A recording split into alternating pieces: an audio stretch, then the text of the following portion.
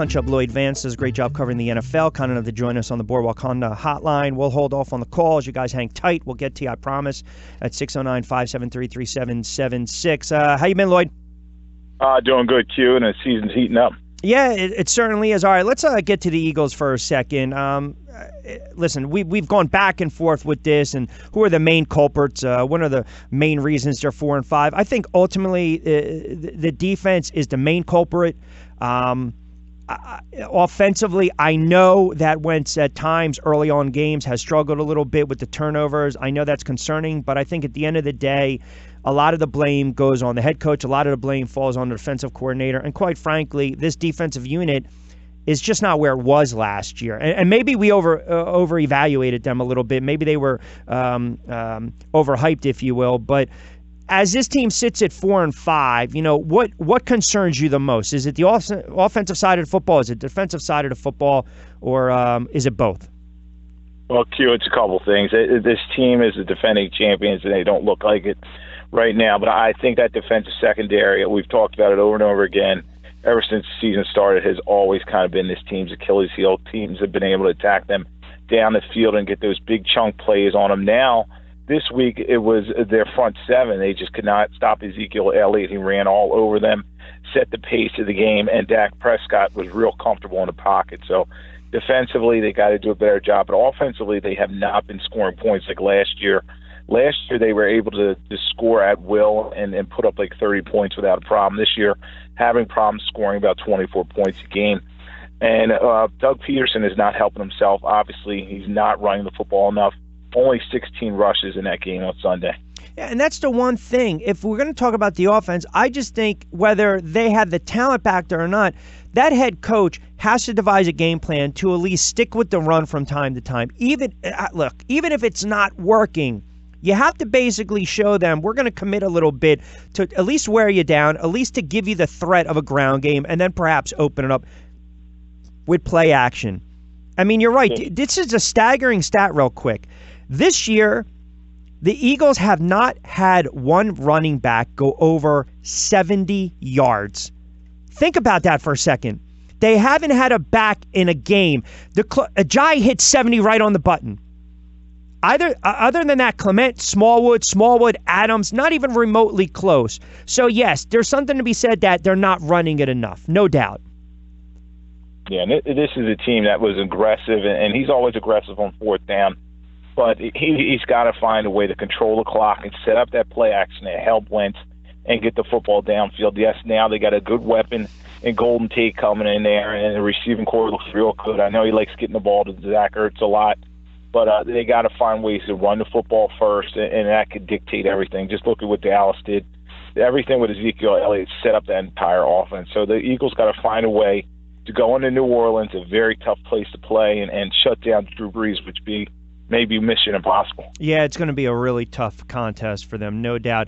You look around the league, especially in the NFC, you mentioned the Saints with their offense. As great as the Rams are, it's really alarming how much yardage they give up in a game. I mean, it really is. For as great as they are and the pass rushers they have and the defense they have, I mean, my goodness. This team, it's almost like, hey, they're good. That defense is good for giving up at least 28 to 35. They're a great team, but yet come playoff time, you have to have some semblance of defense.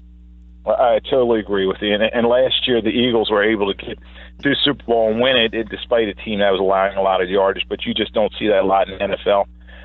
Rams are getting timely turnovers, kind of like last year's Eagles team, but you cannot count on that. You can't be in a shootout every single week. They have a lot of offensive power, but now they're not going to have Cooper Kupp. I expect them to lean on Gurley tremendously a lot in the next coming games, but defensively they got to do a better job. And KC, it's going to be interesting to see if that secondary, particularly Peters, who's had some struggles here, can he hold up against KC in the next game? You know, I know it's rare in the NFL. The NFL doesn't like head coaches to get fired during the season. They just frown upon that. And we already saw what happened with Hugh Jackson, who I don't know how the hell in the world he got a job with Cincinnati, but we know why. But anyway, Bowles looks like he's going to be out. I think Dirk Cutter's still on the hot seat.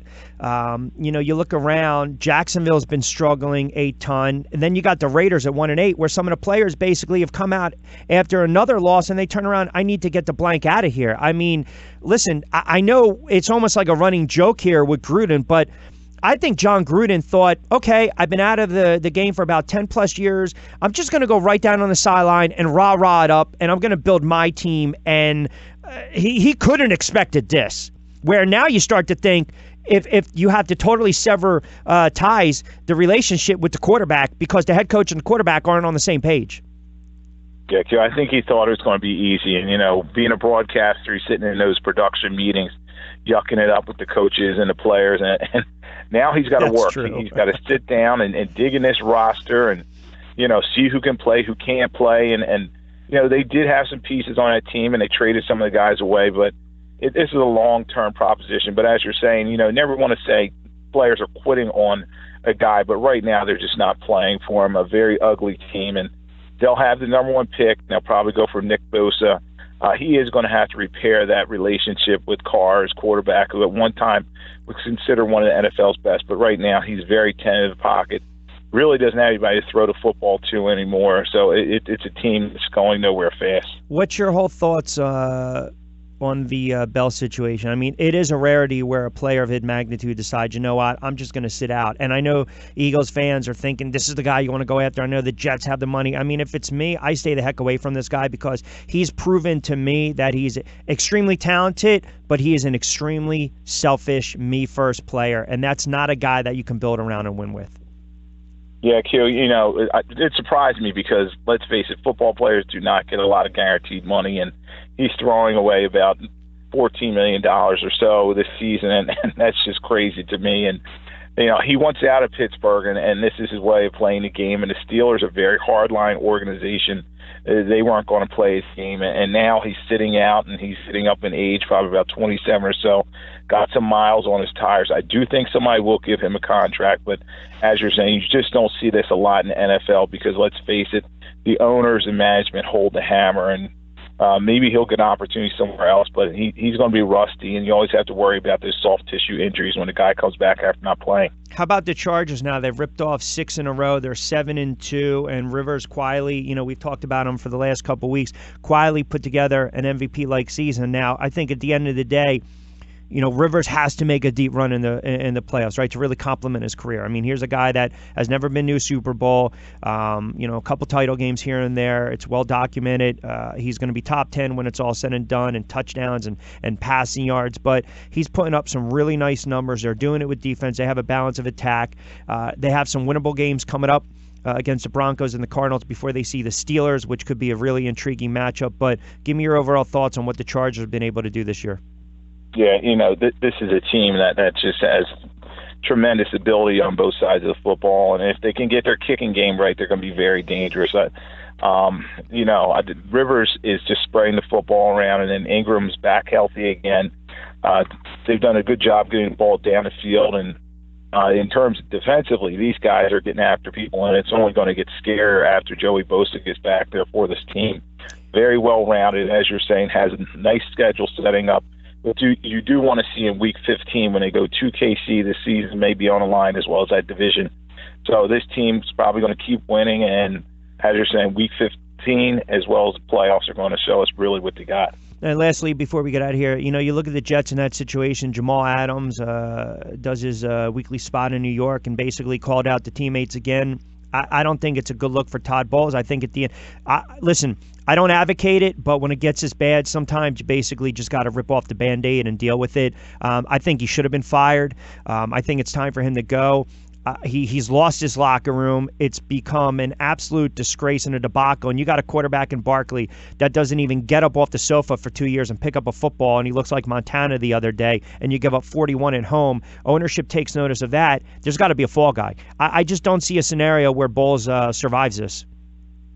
I don't either, and the Johnson family's always kind of stuck by him, and I was surprised that they brought him back, to be honest with you. And Darnold's going to be a good young quarterback going forward, but he leads NFL in interceptions, and there just was not a lot of effort, as you were saying, against the Bills team that came in there and just stepped all over them and There's not many guys there that seem like they're quality players. Adams will be a guy that you can build around in the future as well as Darnold, but they have some house cleaning to do there, and I think it will start with the head coach. All right, my friend. Hey, I appreciate you never holding out each and every week when we get you on. You have a good week and enjoy the football. We'll talk next week, pal. All right, Q. Thanks for having me on. You got it, Lloyd Vance, NFL Network, and taking it to the house.